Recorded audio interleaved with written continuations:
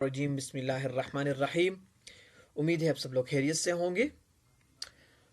तो हम एक सीरीज़ के साथ हमने मुख्तलिफ स्कूल ऑफ थाट फ़िक़्ह के डिस्कस कर दिए कि किस तरह अलमज़ाहिब अलमुख्तलिफ़ा अलमज़ाहिब अलअरबआ एक दूसरे से अइम्मा या ये मज़हब किस तरह डिप्रिशिएट है, ये सीरीज़ हम कर चुके हैं।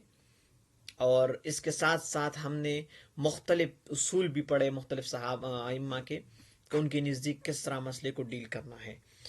आज हमारा जो टॉपिक है वो इंतहाई ज़रूरी है तशरीउल इस्लामी के फर्स्ट पर्सपेक्टिव से, कि किस तरह जब हुज़ूर के वफ़ात के बाद सहाबा की बहुत अरसे बाद सहाबा के जो ताबिईन के दौर ऑब्वियसली उसमें फ़िक़्ह थी, उस दौर में किस तरह ये फ़िक़्ह जो है वो फ्रीवेल हो गई और ये डेवलप हो गई।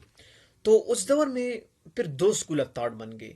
जब ये दौर खत्म हो जाता है तो फिर दो स्कूल ऑफ थॉट बन जाते हैं, और वो स्कूल ऑफ थॉट जो है वो इसको मदरसतैन ज़ुहूरुल मदरसतैन कहते हैं, यानी अकरिंग ऑफ टू मदरसतैन, चूँकि तस्नीय का सिगा है और इनसे मुराद टू स्कूल ऑफ थॉट। वो स्कूल ऑफ थॉट क्या थी? वो ख्याल दो लोगों की मतलब उनके दो किस्म के लोग थे। एक को कहते थे मदरसत अहलुल हदीस, एक को कहते मदरसत अहलुर राय। मदरसत अहलुल हदीस वो लोग थे जिसके नज़दीक अगर आप, क्योंकि मैंने आपको बोला था पिछले लेक्चरों में कि हमारे जो दीन है वो तो हुज़ूर सल्लल्लाहु अलैहि वसल्लम के बाद जो है ना, वो तो हुज़ूर सल्लल्लाहु अलैहि वसल्लम तो क़यामत तक नबी थे, लेकिन दीन में तो मसले आते थे, नए नए जो मसाइल आते थे, पेश करना पड़ता था, उनके लिए हल निकालनी पड़ती थी। अब आज के दौर में जो मसला आता है तो ज़ाहिर है कुरान और हदीस में तो उसका ज़्यादातर डिस्कशन नहीं हुआ है। इन टेक्नोलॉजिकल जितने प्रॉब्लम्स हैं, जितने बातें, तो उनको हम फिर इज्तिहाद या उनको जो है ना फ़िक़्ह के ज़रिए हल करते हैं। इसी तरह उस ज़माने में ये हुआ कि लोगों को जो मसाइल पेश आते थे तो जो एक लोग थे वो कहते कि जो हदीस है आपके साथ तो बस हदीस पर अमल करें, फिर दूसरी बात नहीं चलती थी, उसको हम अहल हदीस कहते हैं। दूसरे थे अहलुर राय, वो कहते कि नहीं, हदीस को आप देखे, उसके सनद को देके अपनी राय कायम करे, एक अपना ओपिनियन करे, ठीक है। और राय की डिफिनीशन में आपको बता चुका हूँ पहले लेक्चर में कि राय उसको कहते हैं जब मुफ़क्क हदीस में अल-फ़िक्र बाद तअम्मुल फ़िक्री या अर्राय बाद तअम्मुल फ़िक्री, जब एक आलिम सोचता है उसके जहन के आखिरी जो नतीजा है फ़िक्र के बाद, अफकार के बाद, उसके सोच के बाद, तो उसको राय कहते हैं। और राय फ़िक्र में कभी काबिल कबूल होता है, कभी काबिल मुस्तरद होता है, काबिल रद्द होता है। तो पढ़ते हैं मदरसत अहल हदीस यातमिदून अला अहादीस वल आसार वलौ लम तकुन मशहूरा। किसी भी हदीस को ले लेते, अगर वो हदीस मशहूर है भी नहीं, मशहूर का मतलब कि वो हदीस जो है वो मुस्नद है या नहीं, उसको बाद में देखते हैं, लेकिन हदीस इसके लिए, इन लोगों के लिए, मतलब ये जो लोग थे स्कूल ऑफ थॉट था, ये कहते थे कि हदीस फर्स्ट प्रायोरिटी है।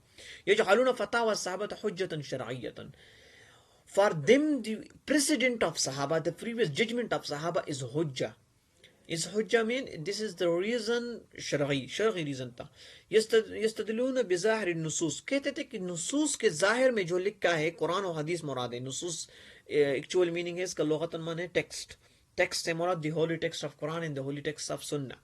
सो जस्ट जो लिटरली मीनिंग थी वही आप मुराद ले सकते हैं, कोई आप अंदर की मीनिंग बिहाइंड द वर्ड्स या बिटवीन द वर्ड्स जिसे कहते हैं वो आप नहीं ले सकते। यस्तंबितून मिनल अल्फाज़िहा, जो अल्फाज की मीनिंग है उसी पर अमल करें। दुव्वुन औज़ वल अलल, किसी भी इलल और किसी भी गौस को ना देखे, रीजन पे ना जाए, बस जो अल्फाज है कुरान बस एज इट इज फॉलो करे।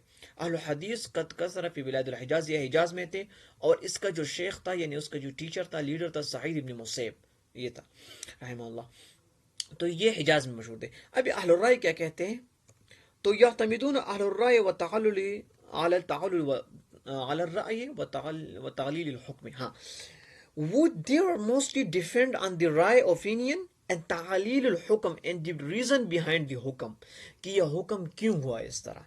और मैं आपको बता चाहूँ, जब तगय्युर मसाइल बितगय्युर ज़मान, मसला कभी कभी चेंज होता है कि ज़माने के साथ साथ, तो ये वो लोग थे जो मसाइल को चेंज कर सकते थे। कहते थे कि नहीं, आप देखें कि इस वक्त में हमें क्या करना है, इस वक्त में क्या चीज़ ज़्यादा इंपॉर्टेंट है उम्मत मुस्लिमा के लिए, तो उसी चीज़ पर अमल करें, ٹھیک ہے، اس پریویس والے ججمنٹ کو آپ چینج کر سکتے ہیں، لیکن حدیث والے کہتے ہیں کہ نہیں، اب نہیں، ایسا نہیں کرنا. یرون ان النص نزل تحقیق مصالح الناس ودفع، اس کے ساتھ جو دلیل تھی وہ کہتے تھے کہ there says ان النص نزل تحقیق مصالح الناس. This Islam in this nas, yani the Quran and Sunnah, is being revealed for the one, for the purpose of benefits of the people, ودفع الفساد, and to remove فساد.